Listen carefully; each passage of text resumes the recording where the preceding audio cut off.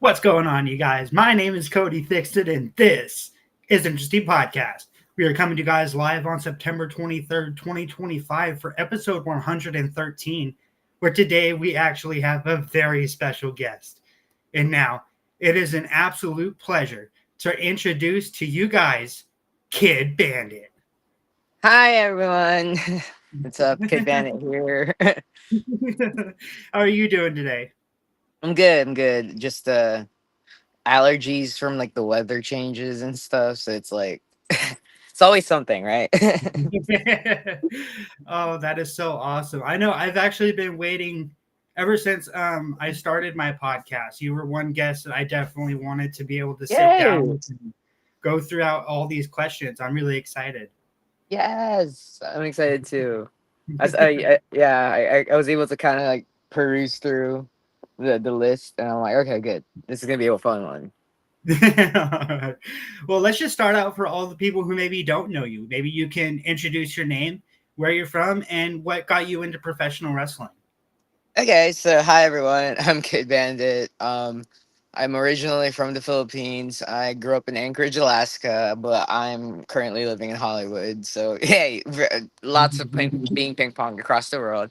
I'm an indie wrestler working the independent circuit. Some the notable promotions I've worked for. I worked for AEW Dark. I've worked for GCW.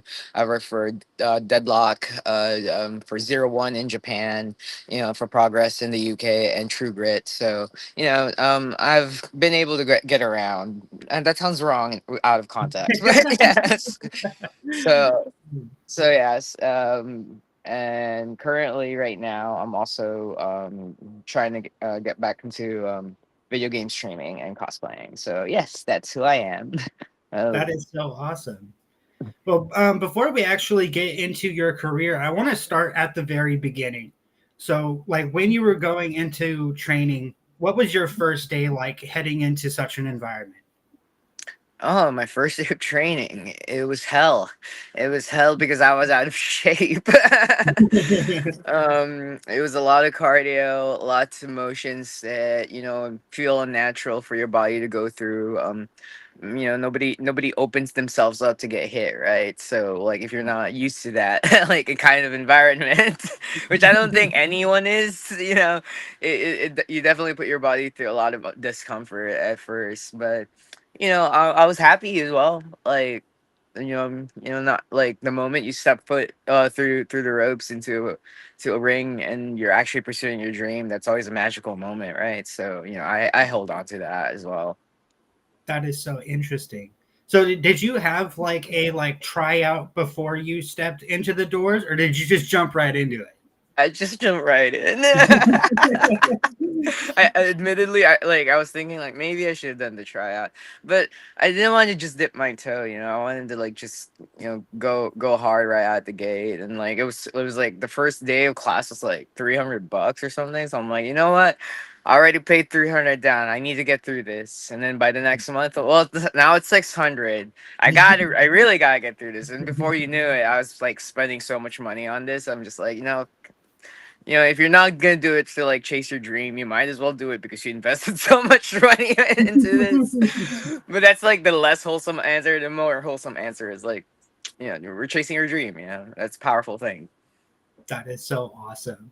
So, when you were actually able to kind of develop, like, where you kind of got used to professional wrestling, what were some inspirations that you felt you really wanted to bring in the ring?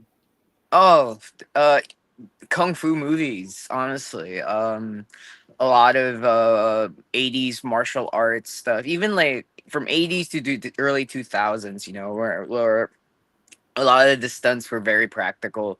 They used like a lot of wide angles to shoot these movies, and I always thought like there's such beauty in the way the choreography worked because it wasn't necessarily a display of combat; it was a display of technique. And I've always figured like, oh yeah, no, like I want to do that in wrestling. You know what I mean? Like and like it's such a new. I mean, I wouldn't be the first one to like go about it with this approach, but I definitely felt like it suited the kind of um wrestler I wanted to be. So that's where I took a lot of my inspiration from kung fu movies and anime, obviously, and video games for sure. I would play like action games and like try to like analyze their choreography there, and then like so I kind of absorb the things I like, I'm into, and then I just like throw it out in the ring. So those are probably like the main influences I've been bringing. Interesting. So, like, when you actually first got into professional wrestling, what were some of your favorite characters? When I first got into it, would be around like very late Attitude Era, very early Ruthless Aggression. I Okay. I remember I remember really liking Simon Dean. Like I thought I thought Simon Dean was cool. Like just like the whole pro health, like this salmon mixer or something. I don't I remember it like specifically. I really liked Rey Mysterio, Jeff Hardy. Yeah, Cody, like when he debuted, I was like instantly a fan. So like, you know, those are kind of like the characters I gravitated towards too. For the woman, it's definitely Lita. Oh, Lita was so cool. Like, and then like I really like Ashley as well. Like just a rocker vibe. I was just and I kind of eventually grew up to becoming like a rocker chick. So like, I like to think wrestling had a big influence on that, right? Interesting. So I know I've like brought up with other people that like when somebody's trying to build a character, they'll bring inspirations from wrestlers that they're fans of, and then certain aspects of their personality that really flourish. Does that kind of go with the anime and kung fu movies as far as your personality, or are there other aspects as well?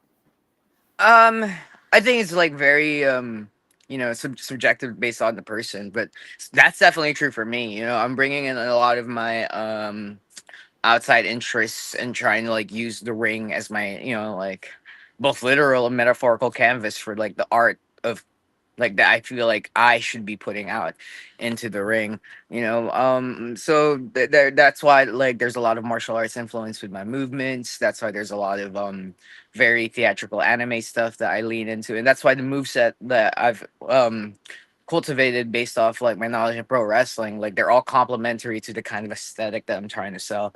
So like I've always seen characters as like your base brand, as a independent wrestler, like and you're kind of selling your brand to the world.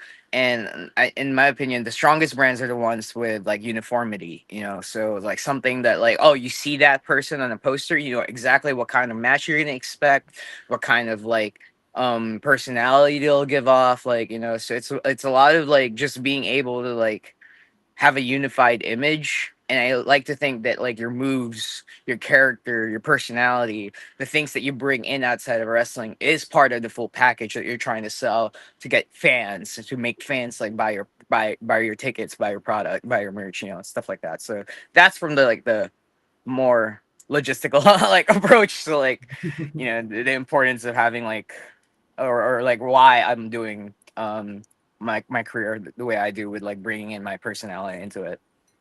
That is so interesting. Yeah, I know I had read that you actually were trained at the Nightmare Factory. And I was. before we get into that, I wanted to ask, like, because I know Caleb Kennedy and Charlie Avell were also trained at the Nightmare Factory. Yes, Is it I'm cool to actually wrestling Caleb this weekend on Saturday. Oh, nice. Yeah, Yes. I was gonna ask, is it cool to like be able to work with people backstage that kind of have that same background as you? Like you both, all three of you, kind of know what each other went through when you guys were actually attending that school. I Yeah, actually, like, it's like just such a wonderfully unique experience. Like 10 out of 10, like recommended to anybody that like really wants to pursue wrestling, not like further like and develop their skill set. So for me, every time I run into like the Nightmare Factory folks, like Brooke Havoc, or Carly Bravo, I'm like just like hell yeah, like it's so good to see y'all. Trevor Outlaw I've run into a couple of times early in my career, so like we almost kind of forged like a uh, siblinghood of sorts amongst each other. Specifically because like, and not necessarily because of what we all subsequently went through. I like the, like in my opinion, the Nightmare Factory's like atmosphere, it's very cultivating, it's like very friendly and like welcoming and stuff, or like, definitely was when I went through it. So having that combined with like the way they approach, it was very individual, like oriented, like the way that the Nightmare Factory was, like, like they like ask you, what do you want out of this, let's get you to that point, like, and if you take it very seriously, like you'll immediately see the kind of like, it's like, it's one of the reasons why I think I had such a, like, all of us Nightmare Factory people, we all had such a strong head start to all of our careers. A lot of us have been able to, like, take like really far strides, like in our careers in the independence, so because we were able to like have such a strong educational foundation coming into like the circuit. So having said all that, like, being able to run into folks with similar backgrounds, like as me, it's like always like, this is gonna be a nice, fun, professional show, right? Like I love the environment, like that, like every place that I go to where I would see like fellow Nightmare Factory alumni.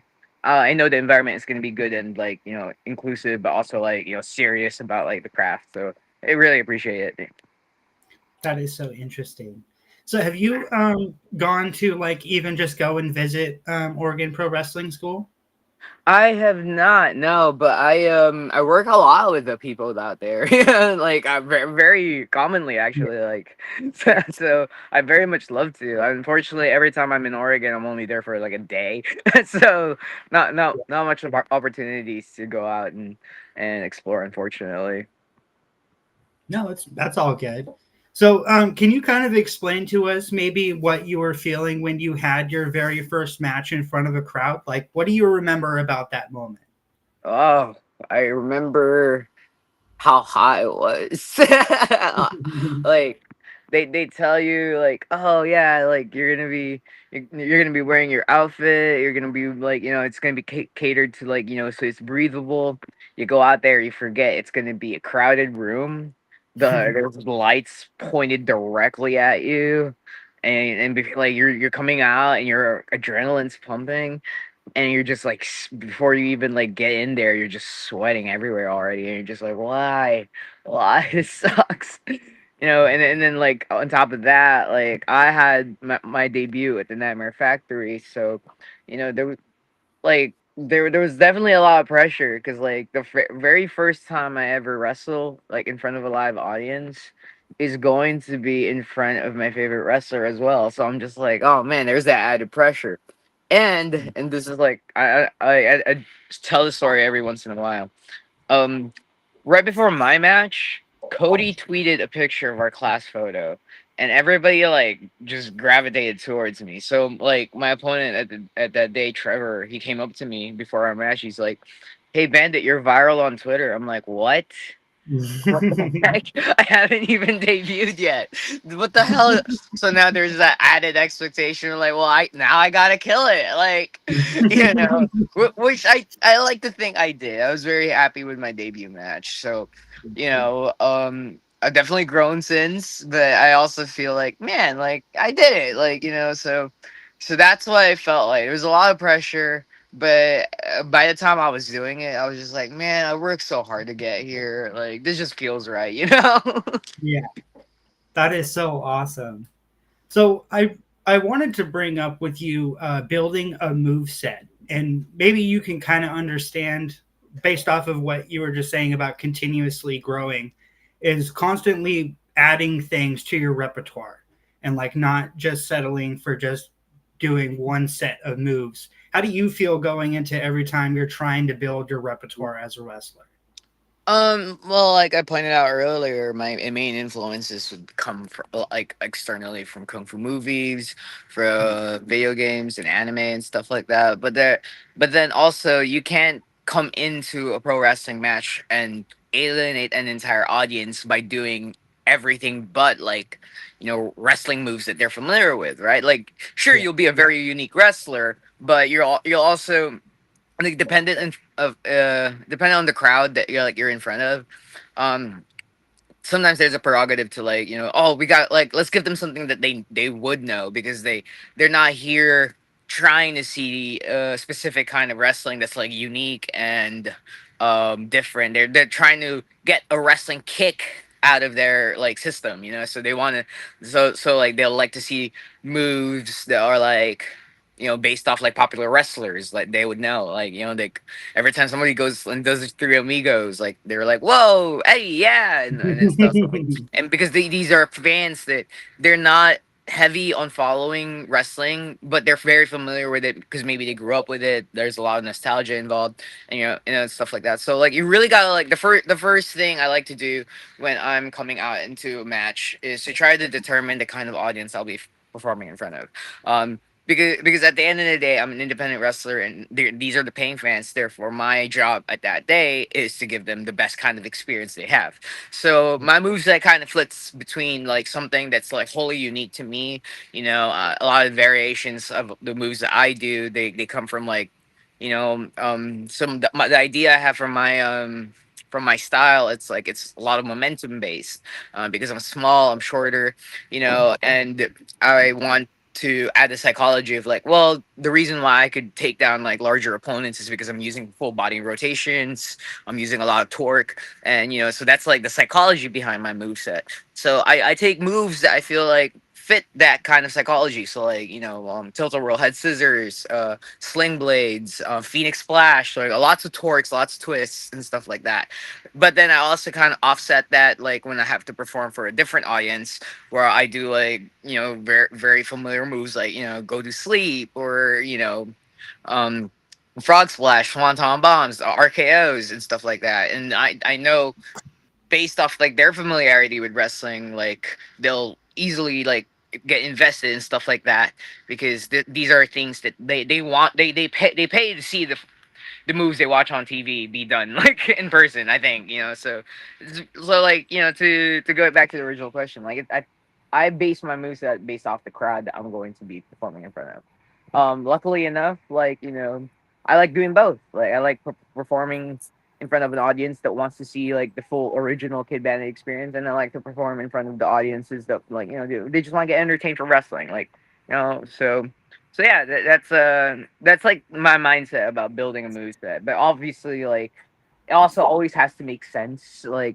that's my number one like mindset when it comes to like a match. Like I'm not gonna choke slam a 6 foot tall dude. Like you know what I mean? As much as like I physically probably could like, finagle some crazy like psychology stuff out of it. But like at the end of the day, it's just like sometimes it wouldn't make sense, and that's not visually aesthetic to see anyway. So, but I guess like, that's the basic principle of how I go about building my moveset. That is cool.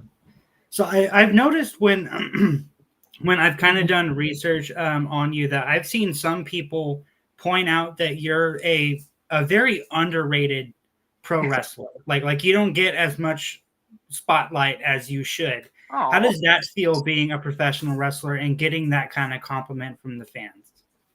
uh, I was like, I used to like let that stuff kind of like really drive my career, like we all, as a performer, you always want the validation of an audience, right? And I really appreciate the sentiment, like, oh, I'm underrated, like, oh, you don't get appreciated enough. And I'm like, yeah, sometimes I do feel that way. Yeah, like, I'm like, it would be nice to get recognized, you know what I mean? And but at the same time, like, I'm like after I feel like my career was very compact. Like a lot of stuff happened in such a short amount of time, and it just keeps on rolling and stuff.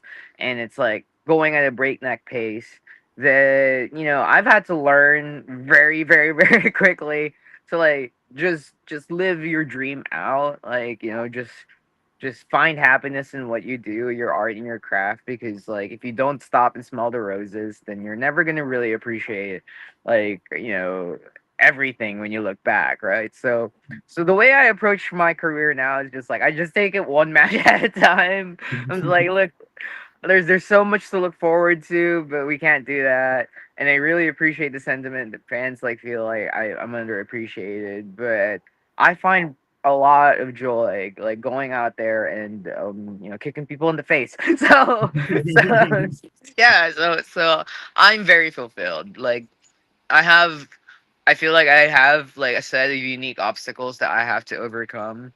I have like, a lot of like detractors that I have to like, face. But at the end of the day, like I'm already living my dream. I'm already a wrestler. This is all I wanted. So like, and I appreciate that. Like, I appreciate what we do is a privilege. Like is it like we're all fortunate enough to have like wrestling as a zeitgeist thing that's like slowly becoming like more and more mainstream by the minute, I feel like.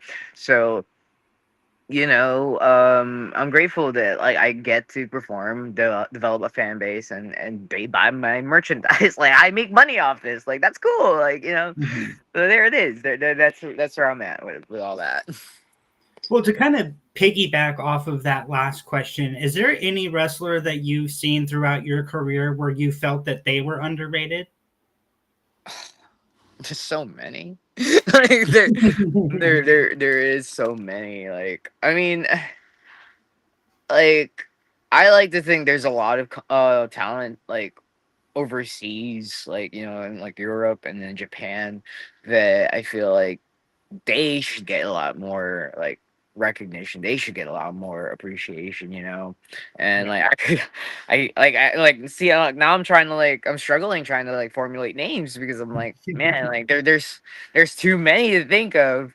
But like I guess like as a general statement, like hey, like there's so I feel like professional wrestling is so like centered around like big companies and stuff, and there's nothing wrong with that. I just think that like if we're gonna go based off like a perspective of like of an indie wrestler that actually sees like a lot of these and encounters a lot of these people, underrated to me is like the people who are talented enough and they look good enough to be in television, but unfortunately like the dream is so far and away because like like the right eyes aren't on them, and ultimately that's what the business is. It's like having the right people like say the right things about you at the right moment to get you in the right like spotlight, so that's always been like this big struggle that we as wrestlers have to go through, all of us underrated wrestlers like have to go through is you know we have to be consistently good with our work, but also find a way to get in front of the right people that will appreciate the consistency of our work. So yeah, and there's so many of them, like especially like over like outside of like North America, there's so many of them just like grinding it out, having like killer matches left and right. But like it's not in front of the right people, and they're not making the right noise. And I think they're like these types of wrestlers are like the most underrated ones. Yeah. Yeah, I know, like, with what you were just kind of saying a little bit ago about professional wrestling being sacred, do you feel like with, like, let's say, like WWE Unreal or all of these documentaries that maybe the sacredness is kind of breaking away? Or do you feel like the backstage area is what will make a pro wrestling ring sacred? I mean, okay, I feel like okay. Let's just look at it this way. This is my hot take. This is the Kid Bandit hot take.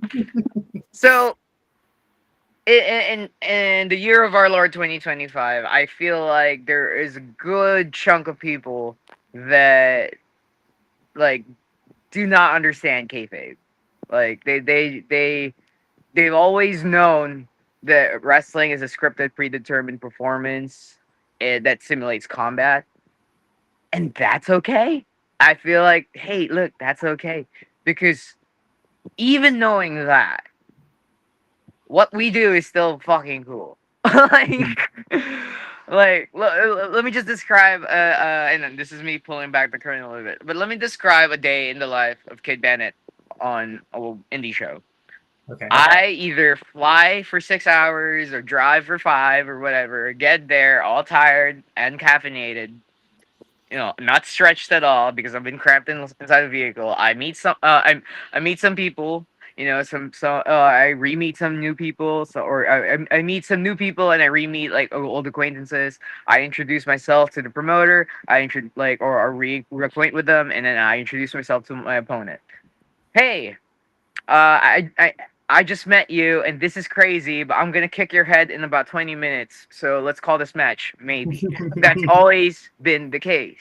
Mhm. A lot of people, when they like in like the stunt world and the acting world, when they hear about the way we navigate an indie wrestling show, and they find out that we actually make contact with our moves, actually do these slams, and we don't rehearse it like for weeks prior. We just kind of like figure this out, like like an hour before before we go out there. Like, yeah, no, like this is what we'll do, and we do a 15-minute like acrobatic, like storytelling, drama filled, like combat, like theater for like what 15 to 20 minutes, like just as a display of athleticism and stamina.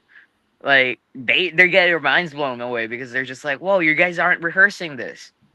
So to go back to the question, do I feel like losing kayfabe defeats the sacredness of wrestling? I think kayfabe kind of hides like how cool what we do is, like how everything comes about. I think the interest of most people now is appreciating how pro wrestling comes about. It's why Yeah. so many of the most successful like professional wrestling movies that graced Hollywood lately are like stories about stuff that happened beyond the ring. Like, the Iron Claw was a family drama, and that had like a lot of wrestling elements and stuff, and then it highlighted how much of the sacrifice that, like, you have to go through. Same with the wrestler.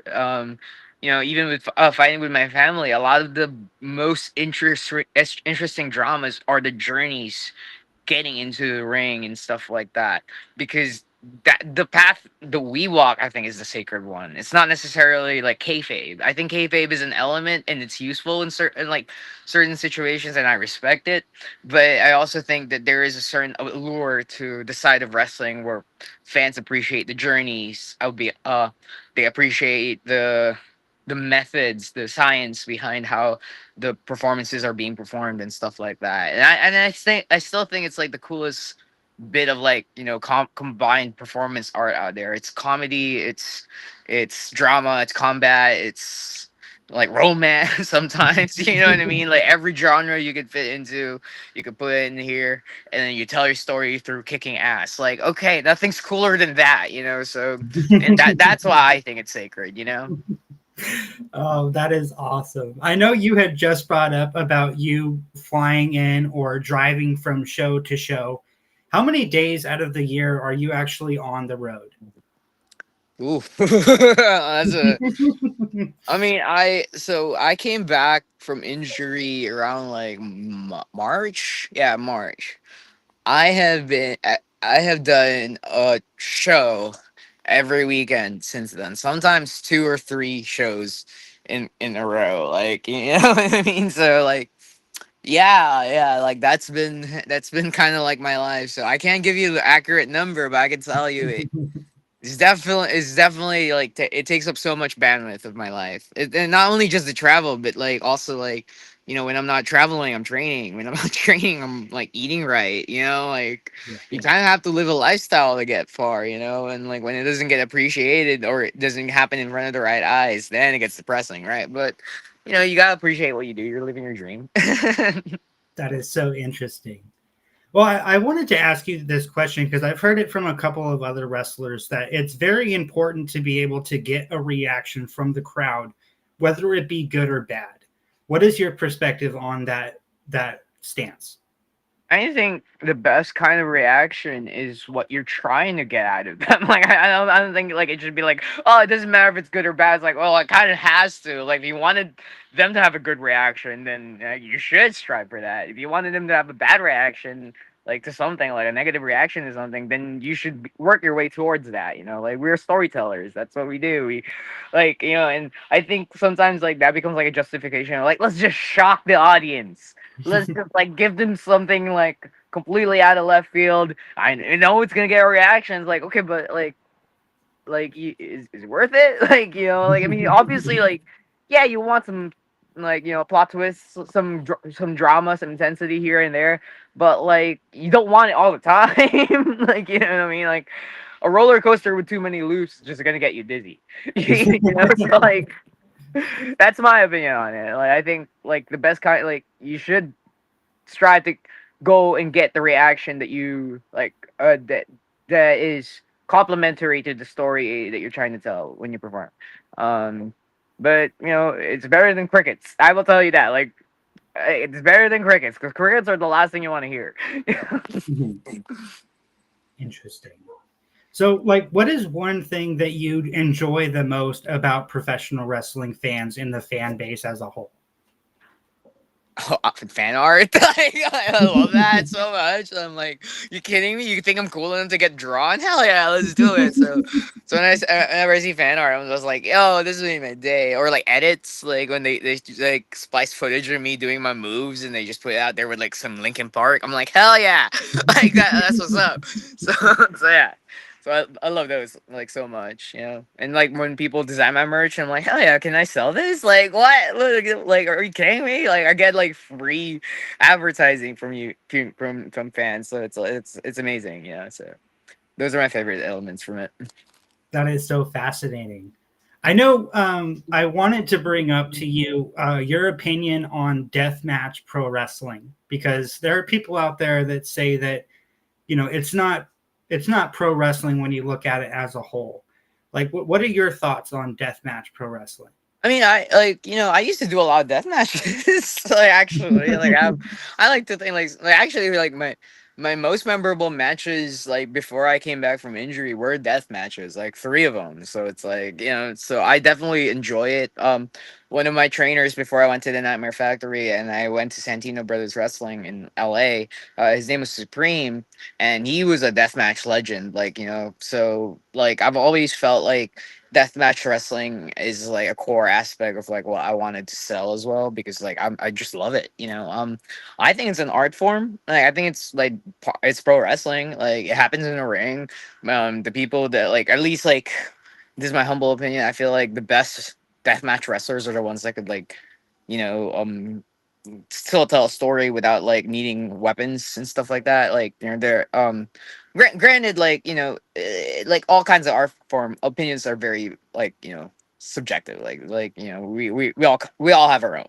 My opinion is that any kind of performance art that's able to evoke emotions out of people is art, right? So the fact that it's so divisive, like in terms of opinions from people, like some people they look at it and they're disgusted. They're like, "Oh, what is this? This is not it for me." That's still a reaction. Like that's still like we were just like talking about reactions, right? Like and speaking as someone who used to do death matches, sometimes the reaction I want is for people to go, "What the hell? This is gore. What the? Oh my god!" Like and there's a certain beauty to that. It's like let me put it this way: there's not a lot of like opportunities for a performance artist to literally shed their blood and sweat for their art, for their craft. I feel like deathmatch wrestling is one of the few like areas of performance art where someone can actually go out there and get hit and hit back and bleed for a performance. And I think that's cool as hell. What I mean? I've done it, and like, I remember like just standing up, bleeding all over the place in like my match, and I was just like, yeah, I'm badass. What the hell is up? Like so empowering. You know what I mean? So yeah, that's my thoughts in it. That is so awesome. I know you had just said that you had gotten off of the injured list in March. And so, like, have you kind of felt like you had a little bit of ring rust when you finally got back in? And how quickly were you to be able to get just right back at it? Oh my gosh. I couldn't train a lot of wrestling for a while because I had like a head injury. Mm-hmm. So like a lot of the training I did to like keep myself like fresh was like kickboxing, kung fu, taekwondo, so striking stuff. And like at some point during all this training, I've realized that like due to like all the wear and tear on my body, my injury and stuff, I don't think I'll be able to wrestle the same way I used to. I had to like, create a different, I had to go back to like what we talked about earlier. I had to cultivate a brand new move set. And I did. I did. So it became like a lot of precision based leg control stuff. Like, I pulled in a lot of like my jiu-jitsu background, a lot of like my martial arts background more into my performance and stuff. I can't be as high risk anymore. So like I don't really do dives as much. I don't like do aerial moves as often. And then gradually over time, since I've been back, like, I felt like a video game character where like as I get more comfortable in the ring, my experience points like gather. I'm able to like spend it back on like my stats, and I'm like, all right, I'm gonna get this new move back. It will be like just stuff I used to be able to do that I felt like my body's not able to like withstand anymore. And like seeing myself like, oh, I got my old finisher back, so Phoenix Splash, let's go. Like, that felt gratifying. And and like it's cool because like before I even came back to wrestling, I got announced to like wrestle Zack Sabre Jr. So like there was like this like level of like I felt like transgender Rocky out in that shit. You know what I mean? That's what it felt like. I was like, oh man, like I got a big match coming up. Like I gotta come in here with like my best work ever. And so yeah, like that's what it felt like for me. I hope one day, like, if people ask, like, would you ever want a movie made out of your life? I'm like, yes, but it has to feel like trans Rocky, you know? Oh, that is so awesome.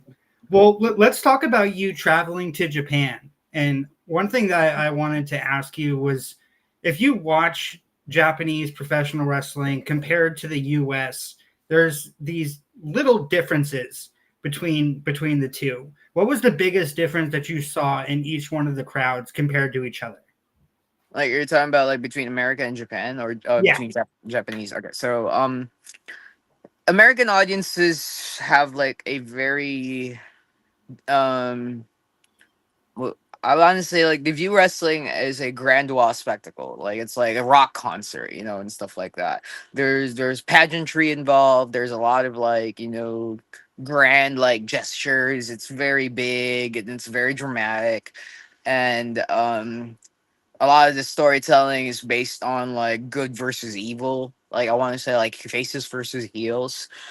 And so I feel like the stories that we usually tell in front of an American audience would have like the formula, like the hero versus villain, um, villain kind of outsmarts the hero. Hero has to fight back to like win, like get and like gets the crown behind them, and then powers through, and then whatever ending that they had like planned for it, right? So that I feel like that's the standard American formula, and the crowd really gravitates towards like these kinds of like dynamics. In Japan, however, I feel like the drama doesn't stem from like good versus evil. It stems from like the inner warrior in you that like fights through the pain, like shows technique and mastery in your craft, having like control and discipline, but at the same time being captivating and like charismatic. So like it's fast paced, but it's also like slow and methodical, like when it needs to be. And the fans, they're a lot more observant, a lot more quiet. It's like watching like a show on Broadway where it's like the crowd sits, they applaud at appropriate moments. Like there's not a lot of like pageantry in the sense of like it's a core part of the show. A lot of like the most respected athletes in Japanese wrestling, like they come out and like they're just athletes, but they're like so good at like their craft that like they just command respect.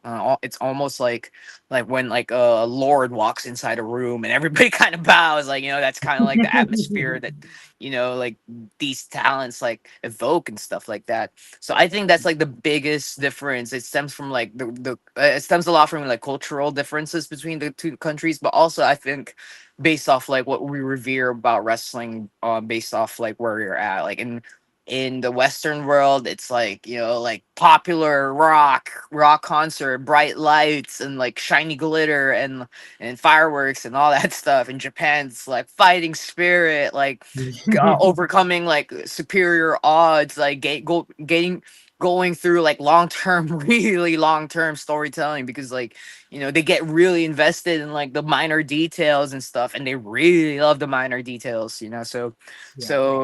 so as a performer, like in America, or rather the Western sphere, I want to validate the need for like spectacle that like the audience has developed. But in Japan, I want to like sprinkle in details of like what I would do, and then like pay it off in like a later time, and like show them my mastery of like technique and precision and stuff, and like, my martial arts background, and how my style, like my personal fighting style, is like such a good contrast for like most of the people that they see out there. So, those are the biggest differences from both the perspective of like a wrestler and someone that's just like, just has been fortunate enough to experience both. That is so cool. So what was like one of your favorite matches that you did when you were actually over in Japan? Can you kind of walk us through the storyline that you guys were trying to tell?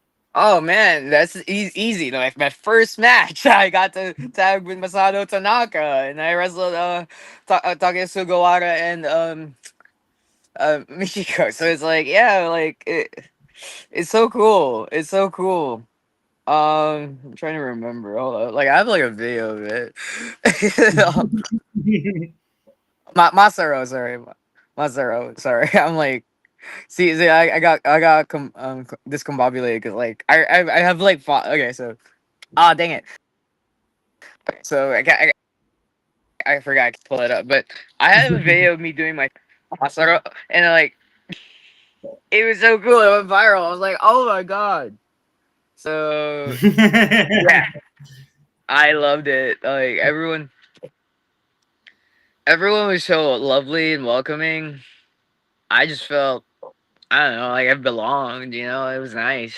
Yeah. Um I was being judged based off my wrestling ability.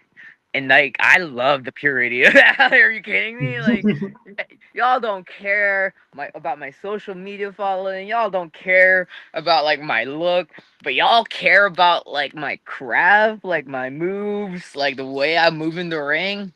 Nice. This is every like wrestling, like, aficionado's dreams, or wrestler's dreams, like to be judged purely on your skill, and like in the ring and what you do out there. And oh my gosh, that is like, for someone that has had to navigate like crazy political like landscapes backstage, like it's so nice not having to worry about no social hierarchy, no backstabbings. Like, you mean to tell me I just get to go out there, and then and they like, whether or not they like me is based off how good I am, and that's it. That's pure. That was pure. And to do it like in the environment that I did, and like the people I was with in the ring, like hell yeah, yeah. So yeah, magical euphoric moment. And the fun fact is, I just had so much fun doing it too. Like I remember, like they were asking, "Are you anxious? Are you nervous?" I'm like, "Nah, I got this. Let's go!" Yeah. So, and I definitely had so much fun. That is so awesome. So, like, how does it feel like now looking back and being able to say that you're an international star? How has that kind of impacted your career? So first of all, I would never call myself an international star. I do not have enough self-esteem to do that. But I have recognized that that is indeed like the level of status I've accrued through the years. So, so it's still a lot of getting used to. It's like, hey, you know what? I am an international like wrestling, like, indie darling. Like it's a nice cushy spot to be in. Not a lot of people are fortunate enough to get to where I'm at this, like especially like this early on, like in their careers. I've only been doing this for 4 years, not that long. So like being able to say that like the level of acclaim that able to like reach in a short amount of time, it's pretty crazy cool. But but I like to be humble, or I try to be humble. Like, it does get to my head sometimes. I'm like, yeah, no, I'm badass. I'm Kid Bandit. What the fuck? Who the fuck are you? Like, I'm like, sometimes it comes out. You know, I'm brave enough to admit like I'm flawed, but at the same time, like, you know, I try to like not look at it from that like perspective of like, oh, I'm bigger than everybody. Like, you know, it's like, nah, I got lucky, and I got lucky, and then I put in that work to ensure that I kept getting lucky. You know, like, you know, Mhm. and of course, like, it's definitely like it's not an easy spot to get to anyway. Like, even with all the elements that like happened in my career that like kind of like helped get me here, like, you know, going viral before I even had my debut match, staying viral by like learning how to use social media and stuff like that. Like, these are things that, you know, helped me get to the big dance. But I still, like, at the end of the day, when you're a wrestler and you go out there and you're flying you like in thousands of miles away to like perform in front of a crowd that, like, you know, isn't even the same nationality as you, that sometimes doesn't even speak the same language as you have to speak the universal language of wrestling, and you have to be very fluent at it. So, translation, you have to be really fucking good when you go in that ring. You have to earn the reason why they would fly you in, why they would bring you in. And like, you know, it used to give me so much pressure. Like, it used to kill me. I'm like, oh man, like, you're telling me like I'm gonna go out there, they don't even know who I am. But I've thankfully been fortunate enough that most places I do go to, they know who I am already. So yay, social media, like, learn it, please. But but also, like, that was the second part of it, is like you still got to be good. You still got to put in the work in the ring, and you know, and it is gratifying that I don't feel as crushed as by the pressure now. I'm very, like, you know, for what it's worth, I'm confident with how much I train, confident with how much effort I put into like training and stuff like that. And I get validated by like getting cheered by companies in Germany and, and like France and like Japan and all these places I've been, like, you know, standing ovation in like a place that like I'm not even local to. Mission accomplished, you know? So that's what's up. That is so awesome. Well, I have a few more questions for you. So, what can we expect from the rest of 2025? I'm actually gonna be taking a break after 2025. So well, like, I'm not like completely taking a break. I have to get surgeries. Yay! So I have to like um kind of like the rest of the in-ring stuff might go on the wayside, but I'll definitely get involved somehow. I recently got involved in like a project recently here in LA, and I'm like, I believe in this, so I'm trying to get my foot in the door with them. I'm trying to, like, you know, get back to being a promoter. So I feel like, you know, that was kind of like a big part of me. I like teaching, so maybe I'll like see about coaching people from, like, you know, from a different perspective. I definitely think 2025 is my last year of like going crazy in the ring. Especially after the surgery. I don't even know if I'll come back after that. But at the same time, because there is that like kind of like time limit scale that I kind of put in there, like, expect the rest of my matches to go bonkers to the wall, because, you know, there's one thing I want to do is I want to get it out of my system because I know I'm gonna miss it. You know, you know what I mean? Yeah, that is so cool. All right. Well, as just a final question, I just want to ask you, like, what does professional wrestling mean to you? It changed my life like so much. You know, like, I love it.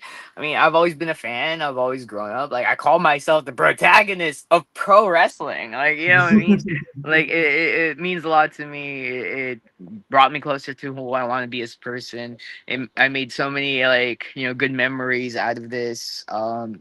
And I think it's the coolest art form in the world. I think it's so cool to like be able to say that I have successfully performed in front of multiple countries without I don't speak the same language as I do, but I'm able to reach them through professional wrestling, through my art, through kicks to the face. So, like, you know, and like I've been able to like see so many countries, meet so many new people.